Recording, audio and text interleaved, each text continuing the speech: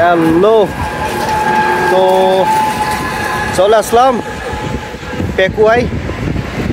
এখন আমি আমার বন্ধুর সাথে বন্ধু হাই করে দাও। হ্যালো এভরিওয়ান, এই ব্লগার একটু সাবস্ক্রাইব লাইক দিতে হবে। ওকে, তো আমরা এক জায়গায় যাচ্ছি, আমার ভিডিও দেখতে থাকেন। হ্যালো এভরিওয়ান, সবাইকে নতুন একটি ব্লগে অনেক আমন্ত্রণ জানাচ্ছি। আমি যাচ্ছি কুতুবদিয়ার উদ্দেশ্যে। তো ভিডিওটা স্টার্ট করেছিলাম চকরিয়া বাস স্ট্যান্ড থেকে। চকরিয়া থেকে আমি একটি সিএনজি করে পেকুয়ার উদ্দেশ্যে রওনা হয়েছি। পেকুয়ায় আমি আমার শিক্ষা জীবনের 2টি বছর পার করেছি। আমি আমার কলেজ লাইফ পেকুয়াতেই সম্পন্ন করেছিলাম। তো পেকুয়া থেকে আপনাদেরকে প্রথমে মগনামা ঘাটে যেতে হবে যদি আপনারা কুতুবদিয়ায় যেতে চান। তো আমি এবং আমার ফ্রেন্ড টমটম নিয়ে মগনামা ঘাটের উদ্দেশ্যে যাচ্ছি। তো এখানে বলে রাখা ভালো, আমার বন্ধু সে পেকুয়ায় কাজ করে এবং আমি আমার বন্ধুকে কুতুবদিয়ার উদ্দেশ্যে যাওয়ার জন্য অনুরোধ করি এবং সেও আমার সাথে যাওয়ার জন্য সম্মতি প্রদান করে। তো আমরা দুইজন যাচ্ছি কুতুবদিয়ার উদ্দেশ্যে। তো এটা হচ্ছে সম্পূর্ণ একটি ব্লগটি হচ্ছে এখানে কোনো বেশি কোনো ডিটেলস নেই যে আপনাদেরকে দিয়ে সম্পর্কে জানাবো, কিন্তু এখানে আমার ভ্রমণের যে এক্সপিরিয়েন্স আছে সেটা আপনারা দেখতে পাবেন এবং আমাদের কিছু এক্সাইটমেন্ট দেখতে পাবেন যে আমরা বিভিন্ন জায়গায় ঘুরেছি, বিভিন্ন দর্শনীয় স্থান আমরা ঘুরেছি। তো সেখানে আপনাদেরকে কিছু পার্সোনাল এক্সপিরিয়েন্সগুলো শেয়ার করব। যদি আপনারা এই ভিডিওটি শেষ পর্যন্ত দেখে থাকেন তাহলে এই বিষয়গুলি আপনারা জানতে পারবেন। তো ভিডিওটা শেষ পর্যন্ত দেখে থাকেন, আশা করি আপনাদের ভালো লাগবে। আর আমার ভিডিওতে অবশ্যই আমাকে সাপোর্ট করবার জন্য যদি ফেসবুকে থাকেন তাহলে অবশ্যই ফলো দিবেন, এবং যদি ইউটিউবে থাকেন তাহলে অবশ্যই আমাকে সাবস্ক্রাইব করবেন। ভিডিওগুলোতে অবশ্যই লাইক কমেন্ট করবেন। আপনাদের লাইক, কমেন্ট এবং সাবস্ক্রাইব আমাকে আরও ভিডিও বানাতে উৎসাহিত করে এবং আপনাদেরকে নতুন জায়গা বা আমার এক্সপিরিয়েন্স শেয়ার করতে আরও উৎসাহিত হয়। ভালো থাকবেন এবং ভিডিওটা শেষ পর্যন্ত দেখতে থাকবেন, এবং আপনাদের যে আমার ভিডিও দেখে যে ভালো লাগা বা এক্সাইটমেন্ট বা আমার যে কোনো যদি উন্নতি করা লাগে তাহলে অবশ্যই আমাকে কমেন্ট করে জানিয়ে দেবেন। ভালো থাকবেন এবং শেষ পর্যন্ত দেখতে থাকেন।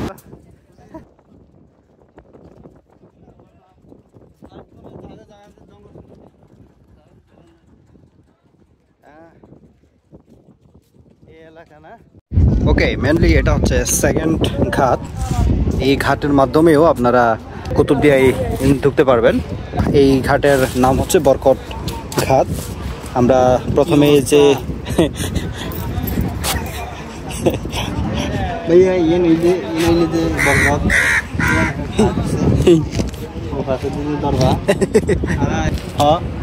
এটা হচ্ছে দরগার ঘাট।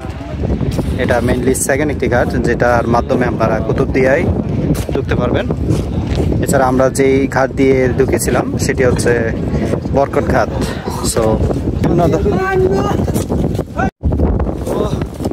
পৌঁছে গেলাম সেই কুতুবদিয়া। আমরা যে বোট করে আসলাম সেটার ভাড়া 30 টাকা নিয়েছে। যদি আপনারা স্পিড বোর্ডে আসেন তাহলে ভাড়া হবে 80 টাকা। তবে স্পিড বোট খুব কম যদি জোয়ার হয়। আপনারা দেখতে পাচ্ছেন এই জায়গার সৌন্দর্য। হ্যাঁ, এই জায়গার সৌন্দর্য। এছাড়া আমরা যে এসেছি প্রায় 30 মিনিটের মতো সময় লেগেছে। বিশেষ করে আজকের সময়টা আমাদের খুবই গুরুত্বপূর্ণ, কারণ আমি আমার বন্ধুকে নিয়ে আজ এই কুতুবদিয়া ভ্রমণের উদ্দেশ্যে এসেছি। আপনারা পাশে থাকবেন এবং দেখতে থাকবেন শেষ পর্যন্ত। আমরা আপনাদেরকে যতটুকু পারি সমস্ত কিছু আপনাদেরকে যাতে আমরা দেখাতে পারি। ভালো থাকবেন এবং শেষ পর্যন্ত দেখে থাকেন। তো এখানে টমটম বা মোটরসাইকেল পেয়ে যাবো, এখান থেকে আপনাদেরকে বিভিন্ন স্থানে আপনাদের গন্তব্যে নিয়ে যেতে।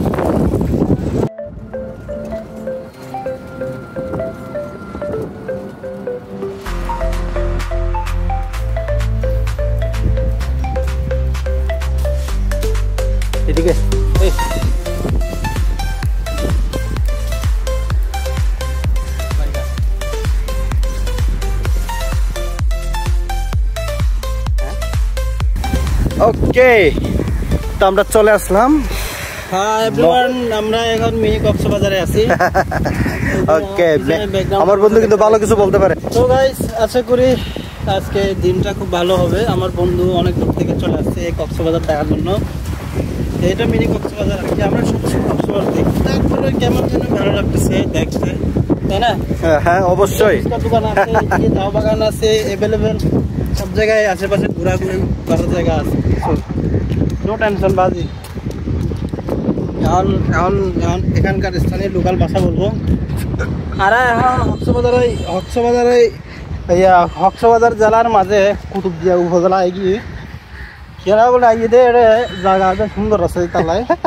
এই চা বাগান এবার কেনা সাইতো আইয়ে, আর চা বাগানে কতগুলো সুন্দর জায়গা আছে ঘুরি বলে আসছে। আমরা কেন শোন বন্ধুরা, চলে আসলাম কুতুবদিয়া দ্বীপে। এটি কক্সবাজার থেকে অনেক দূরে। আমি কক্সবাজার থেকে প্রায় সকালবেলায় এসেছি, আস্তে আস্তে প্রায় 2 থেকে 3 ঘন্টা লেগেছে। আর আমার বন্ধু থাকে পেকুয়ায়, অর্থাৎ আমরা কুতুবদিয়া যদি আসতে চাই, কুতুবদিয়াতে আসতে গেলে প্রথমে পেকুয়া দিক দিয়ে আপনারা মগদাবা ঘাটে আসতে হবে। মগদাবা ঘাট থেকে এরপরে আপনারা 30 টাকার একটা বোট আছে, অথবা স্পিড বোটে আপনাদেরকে 80 টাকা নেবে। এই 80 টাকা দিয়ে আপনারা কুতুবদিয়া আসবেন। এবং কুতুবদিয়ার আসলে বাংলাদেশের একটা সুপ্ত সমুদ্র সৈকত হচ্ছে কুতুবদিয়া। অনেক পর্যটক এই স্থানটি এখনো জানে না পর্যটক কেন্দ্র হিসেবে, কিন্তু আমাদের একটা সুন্দর একটা দ্বীপ আছে। এই দ্বীপের যে আমরা জানি সবাই কক্সবাজার একটা সমুদ্র বিচ আছে, কিন্তু কুতুবদিয়াও একটা সুন্দর একটা বিচ আছে। তো আমি সেই বিচে আপনাদেরকে নিয়ে যাব। আমি এখন আছি কুতুবদিয়া সমুদ্র সৈকতে। কুতুবদিয়া সমুদ্র সৈকতের যে ক্ষিপ্রতা, হ্যাঁ, এই বিস্তীর্ণ বালুচরের কিছু দূর গেলেই আপনারা সেই সমুদ্র সৈকতে যেতে পারবেন। আর কক্সবাজারের মতো ফিল হবে না, কক্সবাজারের যে ঢেউ আপনারা এখানে দেখতে পারবেন না, কিন্তু বঙ্গোপসাগরের একটি অংশ আপনারা খুব সুন্দরভাবে দেখতে পারবেন। এছাড়া আসলে দেখতে পারবেন যে বিভিন্ন ধরনের জাহাজ, কার্গো জাহাজ, যেগুলো এই কুতুবদিয়া সমুদ্র সৈকতের অর্থাৎ বঙ্গোপসাগরের মধ্যে দাঁড়িয়ে আছে। তো এই যে সমুদ্রের যে পানি, এই স্থানটি খুবই সুন্দর। হ্যাঁ, আপনারা যদি এই জায়গা আসেন তাহলে আপনারা এই সৌন্দর্যটা দেখতে পারবেন। এছাড়া পাশেই কিন্তু ঝাউ বাগান, কক্সবাজারের মতো ঝাউ বাগানের আমি প্রায় 7 বছর আগে এই বিচে এসেছিলাম। তখন কিন্তু আমি এই ঝাউ বাগান কিন্তু দেখি নাই। হ্যাঁ, এবং এই সমুদ্রের যে আপনারা যে ঢেউ দেখতে পাচ্ছেন, সেই ঢেউটা তখন ছিল না, কারণ তখন ছিল ভাটা। এখন জোয়ারের কারণে কিছুটা সমুদ্রের ঢেউ আপনারা দেখতে পাচ্ছেন। এটা এই জায়গাটা আসলে অনেক সুন্দর হয়ে গেছে। আমি 7 বছর আগে এখানে এসেছিলাম, তখন কিন্তু আমি এই সুন্দর একটা প্রাকৃতিক দৃশ্য আমরা দেখতে পারি নাই।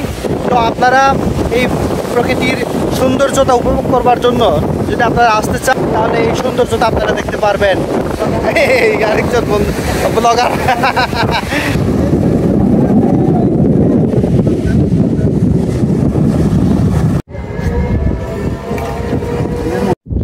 চলে আসলাম বায়ু বিদ্যুৎ কেন্দ্রে। তবে নিশ্চয়ই দেখতে পাচ্ছেন অনেকগুলো বায়ু বিদ্যুৎ কেন্দ্রের যে ফ্যানটা আছে, হ্যাঁ, আপনারা লক্ষ্য করতে পারছেন। এদিকে এক সারি আছে এবং আমার অনেক পিছনে অনেকগুলো আছে, কিন্তু দুঃখের বিষয় হচ্ছে এগুলো একটা এখন কাজ করে না। আচ্ছা, এই বায়ু বিদ্যুৎ কেন্দ্রের মোট 50টি পিলার রয়েছে এবং 50টি পিলারে প্রায় 1000 মেগাওয়াট বিদ্যুৎ উৎপন্ন করে। তো এই কুতুবদিয়া অঞ্চলে বর্তমানে কারেন্টের সংযোগ এসেছে, অর্থাৎ এই কারেন্টটা হচ্ছে আপনার ওই যে আপনারা দেখেছেন যে আমরা যে বোট দিয়ে এসেছিলাম, এই পানির নিচ দিয়ে অর্থাৎ কুতুবদিয়া চ্যানেল হয়ে বিদ্যুতের যে কেবলটা নিয়ে এখানে এই কুতুবদিয়ার অঞ্চলে দেওয়া হয়েছে। এখন এই যে কুতুবদিয়ার এখন যে বিদ্যুতের সমস্যা এটা আর নেই। তো এখন এটা অকেজো হিসেবে পড়ে আছে, ঠিক আছে। এগুলো একটাও কাজে দিচ্ছে না, এগুলো একটাও চলতেছে না, সবগুলোই বন্ধ। কিন্তু আসলে এটা খুবই, এই জায়গাটা খুব নিয়ে জায়গা, পর্যটকরা এই জায়গায় আছে এবং এই জায়গার যে সৌন্দর্যতা এটা উপভোগ করে। আমিও এসেছি আমার ফ্রেন্ডের সাথে। তো হ্যাঁ, খুব সুন্দর একটি জায়গা। আপনারাও যদি আসেন এই জায়গাটা, আপনারা বাজারে নামবেন, বাজার থেকে 20 টাকা ভাড়ায় আপনারা এই বায়ু বিদ্যুৎ কেন্দ্রে আসতে পারবেন। এতে খুবই ছিমছাম একটি জায়গা, সুন্দর একটি জায়গা।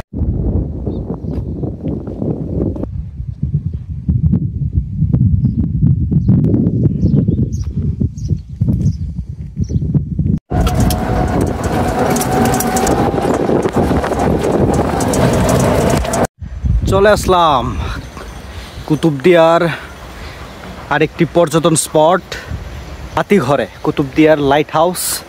এই লাইট হাউসটি মূলত সমুদ্রের যে দূর দূরান্তে যে জাহাজগুলো আছে তাদের দিক নির্দেশনা হিসেবে এই লাইট হাউসটি কাজ করে। পাশে সমুদ্র সৈকত আছে, সমুদ্র সৈকতে আপনাদেরকে নিয়ে যাব। এই লাইট হাউসের পাশেই যে সমুদ্র সৈকত আছে সেই সমুদ্র সৈকতে আপনাদেরকে নিয়ে যাচ্ছি। সে কুতুবদিয়ার লাইট হাউসের আশেপাশে সমুদ্র সৈকত। তো নিশ্চয় আপনারা আমার ভিডিওটি দেখে এই লাইট হাউসের আশেপাশের যে সমুদ্রের ভিউ আছে সেটা আপনারা দেখেছেন।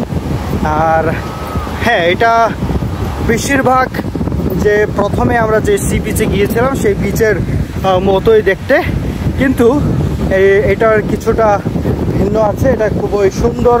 বেশ করে আপনারা নিশ্চয়ই দেখতে পাচ্ছেন যে লাইট হাউস, আমার পিছনে একটি লাইট হাউস আছে। এটির ধারা কিন্তু এই সমুদ্রের, অর্থাৎ এই বঙ্গোপসাগরের সমুদ্রের যে দূর দূরান্তে যে সমস্ত জাহাজগুলো আছে তারা তাদের রাস্তা খুঁজে পায়। আপনারা দেখতে পাচ্ছেন যে কতগুলো ছোট বাচ্চা তারা এই সমুদ্র থেকে পোনা সংগ্রহ করছে। তোমরা কি ধরতেছ? এটা কি পোনা? কিসের পোনা? চিংড়ির পোনা। এই দুটি ছেলে তারা এই সমুদ্র থেকে পোনা সংগ্রহ করছে। তোমরা পোনাগুলো কি বিক্রি করো? কত করে বিক্রি করো? হ্যাঁ, 25 টাকা। আচ্ছা, 100 পোনায় তারা 25 টাকা করে পায়। ঠিক আছে, পোনা কোথায় দেখি? পোনা একটা দেখাবো আমাকে। পোনা কোথায়? এগুলো না পোনা, ছোট ছোট পোনা। হ্যাঁ, এই যে ছোট ছোট পোনা যেটা দেখা। এটা কি চিংড়ি? এটা কালা চিংড়ি। আচ্ছা আচ্ছা আচ্ছা, বুঝতে পারি। বেশিরভাগ যে সমস্ত চিংড়িগুলো বিভিন্ন অনুষ্ঠানে আমরা খেয়ে থাকি গলদা চিংড়ির মতো, এইগুলো হচ্ছে সেটার পোনা।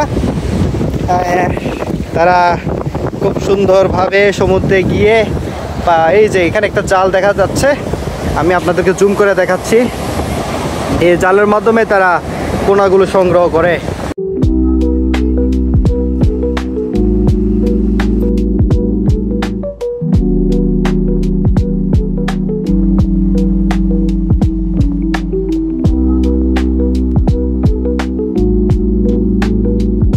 ওকে, তো আমরা এখন বাতিঘরে ঢুকতে যাচ্ছি।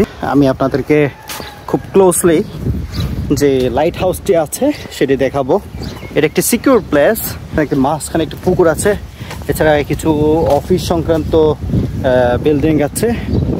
বন্ধুরা, সেই কাঙ্ক্ষিত লাইট হাউসে আমি এবং আমার বন্ধু। এটা কি টাওয়ার নাকি ভাই? হ্যাঁ, এটা অনেক উঁচু।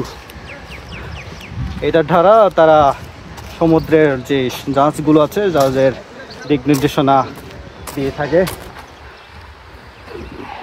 এটি মেবি পুরনো ঘর, তারা ভেঙে ফেলছে।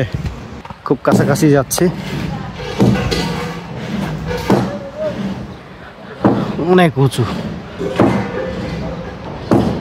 সোলার আছে, তারা সোলারের ধারা সেটি যদি কারেন্টের সংকুলন হয় তারা সোলারের ব্যবহার করে থাকে। কুতুবদিয়া এই অঞ্চলটি বাংলাদেশের থেকে একটু সেপারেটলি পর্যটকরা খুবই কম আসা যাওয়া করে। পর্যটকদের আসা যাওয়া করার কারণ মেইন কারণ হচ্ছে যে এখানকার যে যোগাযোগ পরিস্থিতি, যোগাযোগ খুবই কম। এখানে যদি আসতে চান তাহলে আপনাদেরকে যে নৌকার ঘাট আছে সেখান থেকে আপনাদেরকে আসতে হবে। অনেক সময় নৌকার সমস্যার কারণে আপনারা আসতে পারবেন না, অনেক সময় সাগরের উত্তালের কারণে এটি বন্ধ থাকে। তো সব মিলিয়ে এই জায়গাতে একটু বিচ্ছিন্ন। আমরা বেশিরভাগ সকলে যাই হচ্ছে আপনার কক্সবাজার বিচে, নাহলে পতেঙ্গা সি বিচে, কিন্তু এই কুতুবদিয়ারও একটা সুন্দর বিচ আছে। যদি আপনারা দেখতে পান যে এত সুন্দর একটা বিচ, হ্যাঁ, এই বিচে আপনারা এসে এই সৌন্দর্যতা উপভোগ করতে পারবেন। এছাড়া এখানকার যে কতগুলো পয়েন্ট আছে, কুতুবদিয়ার যে সি বিচ, বায়ুবিদ্যুৎ কেন্দ্র এবং লাইট হাউস, ঠিক আছে, লাইট হাউস, সমস্ত কিছু আপনারা এখানে এসে এটা দেখতে পারবেন। আমি বিশ্বাস করি আপনারা সকলে আনন্দিত হয়েছেন এটা দেখে। আমার ভিডিও আরও আসবে, এই ভিডিও আপনারা দয়া করে লাইক করবেন, কমেন্ট করবেন, শেয়ার। এই কুতুবদিয়ার যে ভ্রমণ সেটা আপনারা আনন্দিত হয়েছে। হ্যাঁ, আমরা এখন যাওয়ার জন্য প্রস্তুতি নিচ্ছি। ওকে, তো লাস্টলি কিছু ভয়ঙ্কর অভিজ্ঞতা আপনাদের সাথে শেয়ার করব। আমরা প্রায় 5:30টার দিকে ব্যাক করতেছিলাম। তো তখন ছিল ভাটার সময়, এবং ভাটার সময় সাগরের পানি খুবই উত্তাল থাকে। আমাদের নৌকা প্রায় ডুবাডুবোর অবস্থা ছিল। তো আপনারা সব সময় ভাটার আগেই যাওয়ার জন্য চেষ্টা করবেন। ভিডিওটি দেখার জন্য ধন্যবাদ। Thanks for watching my video, এবং সবাই ভালো থাকবেন, সুস্থ থাকবেন। ধন্যবাদ।